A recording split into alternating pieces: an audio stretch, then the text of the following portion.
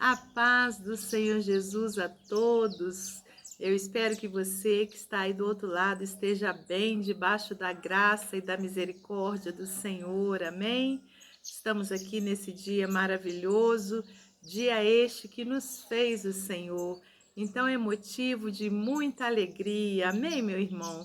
Amém, minha irmã? Estarmos, ainda que estejamos atravessando algum tipo de problema, alguma situação difícil, porque isso acontece com todos nós, mas tendo o Senhor no controle de tudo, nós somos mais do que vencedores, basta nós confiarmos, aleluias, no Senhor. Amém? Eu sou a missionária Andréia, para quem não me conhece, que você seja muito bem-vindo em nosso canal. Caso você esteja chegando aqui pela primeira vez, não deixe de dar o seu gostei, de se inscrever também aqui no nosso canal. E para você que já se encontra aqui conosco há mais tempo, o meu muito obrigada e que você seja cada vez mais abençoado pelo Senhor. Hoje nós estaremos então dando continuidade à leitura dos Salmos. Nós estamos indo rumo ao Salmo de número 150, não é mesmo? E estamos indo rápido, né? Não sei se você tem a mesma impressão. Hoje nós estaremos meditando no Salmo de número 88. O título é Lamentação de um Atribulado. É um salmo dos filhos de Corá. Ó Senhor, Deus da minha salvação, dia e noite clamo diante de ti. Chegue à tua presença a minha oração, e inclina os ouvidos ao meu clamor. Pois a minha alma está farta de males e a minha vida já se à beira da morte. Sou contado com os que baixam a cova. Sou como um homem sem força, atirado entre os mortos, como os feridos de morte que jazem na sepultura, dos quais já não te lembras. São desamparados de tuas mãos. Puseste-me na mais profunda cova, nos lugares tenebrosos, nos abismos. Sobre mim pesa a tua ira. Tu me abates com todas as tuas ondas. Apartaste de mim os meus conhecidos e me fizeste objeto de abominação para com eles. Estou preso e não vejo como sair. Os meus olhos desfalecem de aflição. Dia após dia venho clamando a ti, Senhor, e te levanto as minhas mãos. Mostrarás tu prodígios aos mortos, ou os finados se levantarão para te louvar? Será referida a tua bondade na sepultura, a tua fidelidade nos abismos? Acaso nas trevas se manifestam as tuas maravilhas e a tua justiça na terra do esquecimento? Mas eu, Senhor, clamo a ti por socorro, e antemanhã já se antecipa diante de ti a minha oração. Porque rejeitas, Senhor, a minha alma e ocultas de mim o rosto? Ando aflito e prestes a expirar desde moço. Sob o peso dos teus terrores estou desorientado. Por sobre mim passaram as tuas iras, os teus terrores deram cabo de mim. Eles me rodeiam como água de contínuo, a um tempo me circundam. Para longe de mim afastaste amigo e companheiro. Os meus conhecidos são trevas. Vamos orar. Senhor Deus e Pai, te louvamos, Senhor, pela tua palavra, e eu lhe peço nessa hora sabedoria do alto para que eu possa transmiti-la em nome de Jesus. Que o Senhor abençoe a todos os ouvintes, dá-nos entendimento espiritual para compreendermos o teu querer em nossa vida. Muito obrigada por tudo. Peço-te também uma bênção especial sobre a vida de cada pessoa ouvinte. Que o Senhor entregue em suas mãos aquilo que necessitam, conforme a vontade do Senhor. Repreenda todo o mal, Pai, que nessa hora nós tenhamos ouvidos espirituais, em nome santo e glorioso de Jesus Cristo. Amém. Amém, glórias a Deus. É com muita alegria que estamos aqui para mais um dia de meditação na palavra do Senhor.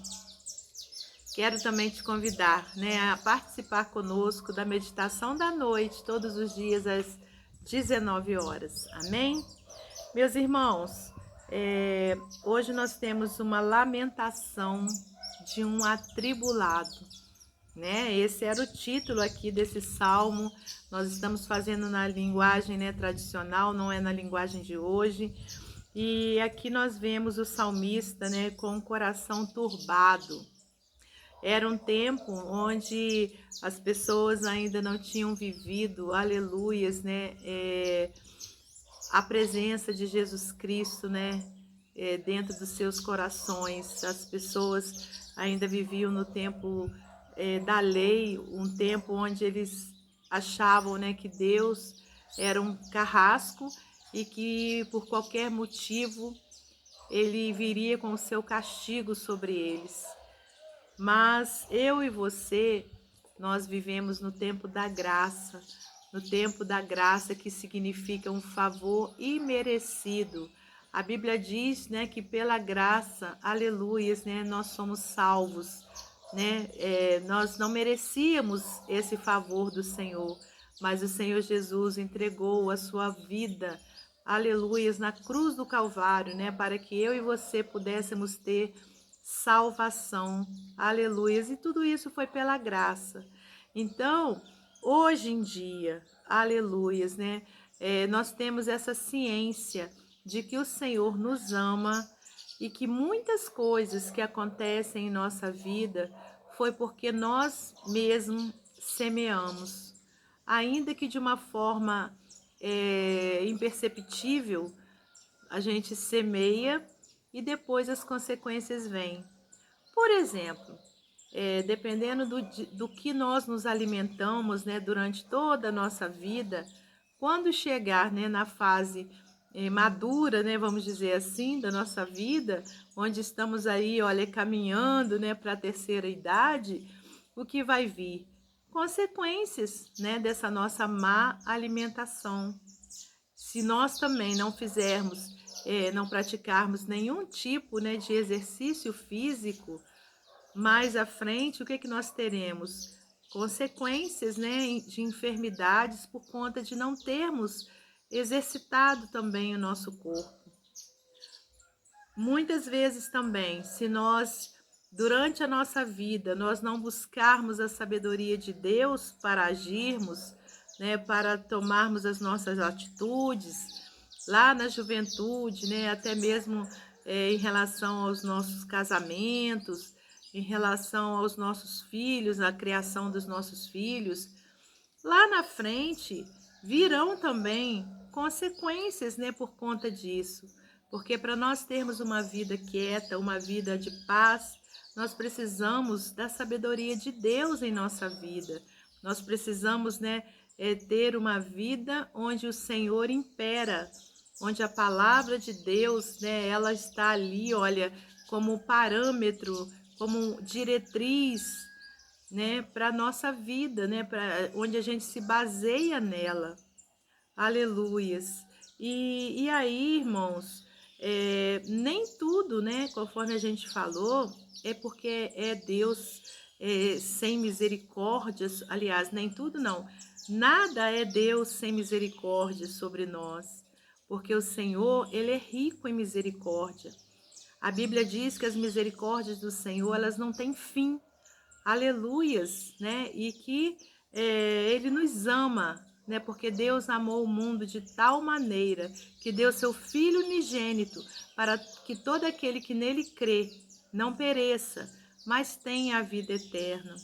Então, irmãos, nós temos que agir de uma forma diferente com que as pessoas da antiguidade, né, agiam. Aqui nós vemos um salmista com ali turbado, né, atribulado e se lamentando, né, falando, né, os meus olhos desfalecem de aflição, dia após dia venho clamando a ti, Senhor, e te levanto as minhas mãos. Então, o que que nós podemos tirar aqui desse salmo, né? Aleluias, para a nossa vida. Essa situação do clamor, né? De orar a Deus. Isso tem que ser mesmo em nossa vida, né? Em primeiro lugar, né? Nós recorrermos ao Senhor. Agora, essa parte, né? De lamentar, de ficar se lamentando, que porque rejeita, Senhor, a minha alma e oculta de mim o rosto. ando aflito, prestes a expirar desde moço. Essa parte da lamentação, irmãos, nós não devemos pegar, né, como exemplo.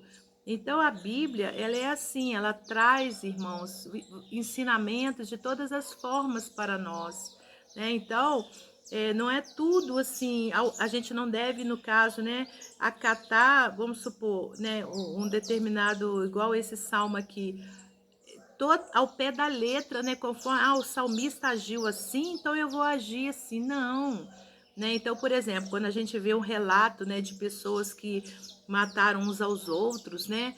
Então, eu não vou pegar esse exemplo, né? A gente não pode pegar esse exemplo. Então, aqui tem exemplos para a gente seguir e tem exemplos para a gente também não seguir, só para a gente conhecer, ver como que era, né? As pessoas ali naquele determinado contexto, naquela determinada época, mas aí a gente extrai, como o apóstolo Paulo disse, né, aquilo que nos é lícito, aleluias, aquilo que vai, né, trazer edificação para nós, e aquilo que não traz, a gente pega como exemplo para a gente não fazer. Então aqui esse salmista estava muito atribulado, e eu creio que Deus, né, ele permite que fiquem escritas essas palavras, até mesmo para a gente entender, né, que nós somos seres humanos e existe sim dias em que a gente se encontra, né, também com o coração atribulado, né, e que a gente até lamenta, né, irmãos, a Deus, mas que eu e você, nós tenhamos a certeza, aleluias, né, que o Senhor, ele tem sim ouvido a nossa oração.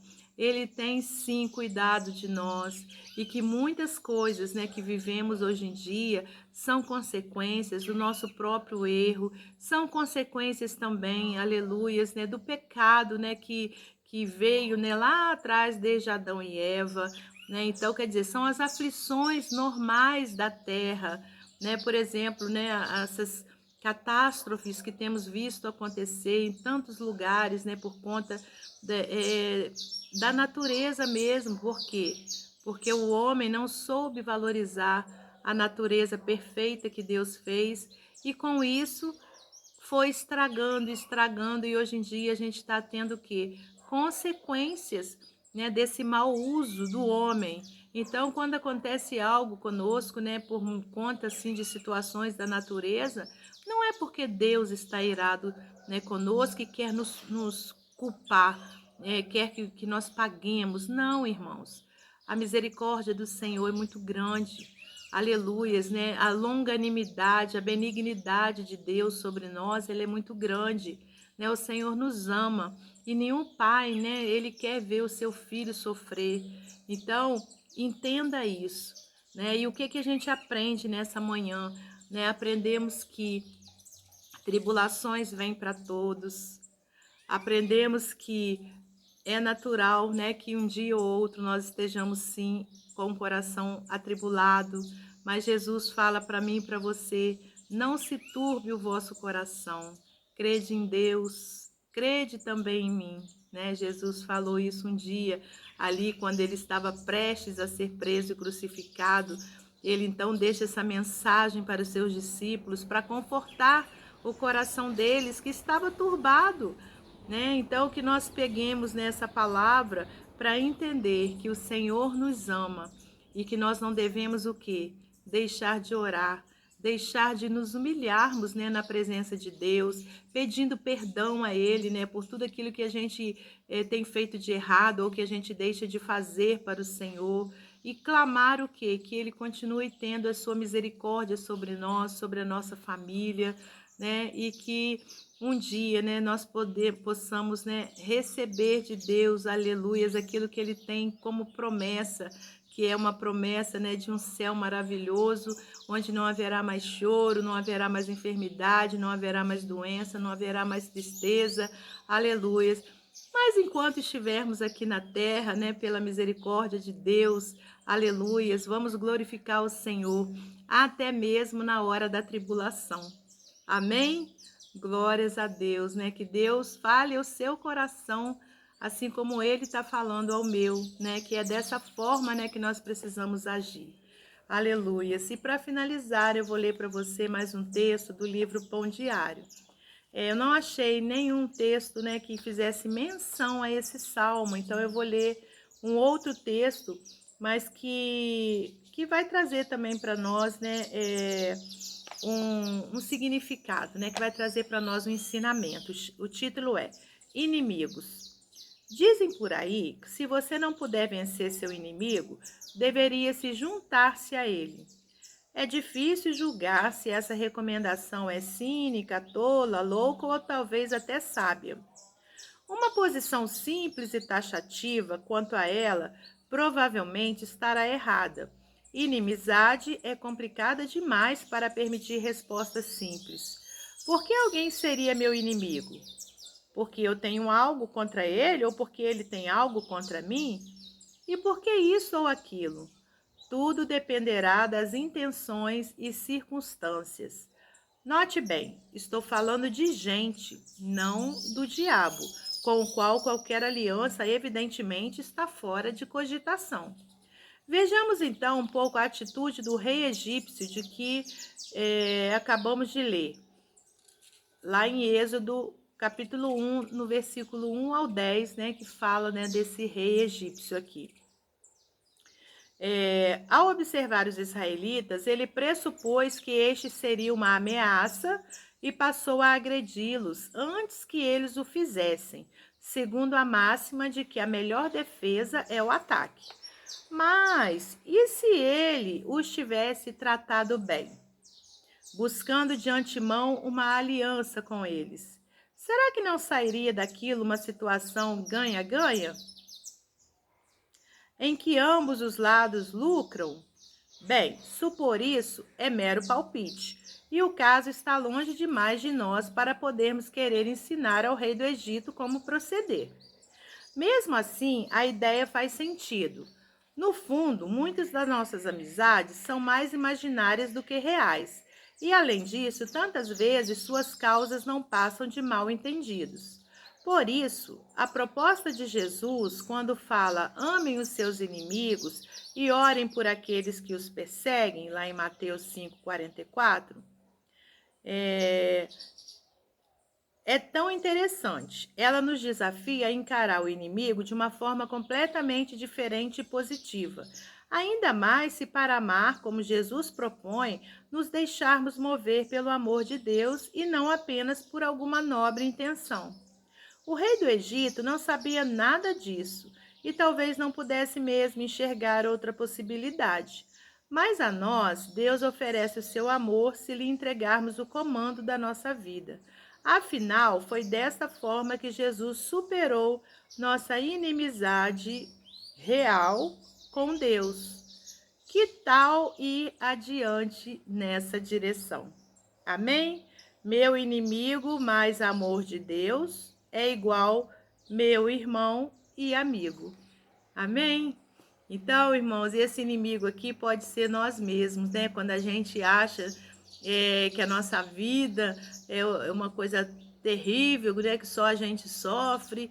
Então, que nós possamos, né, vencer esse inimigo com o amor de Deus.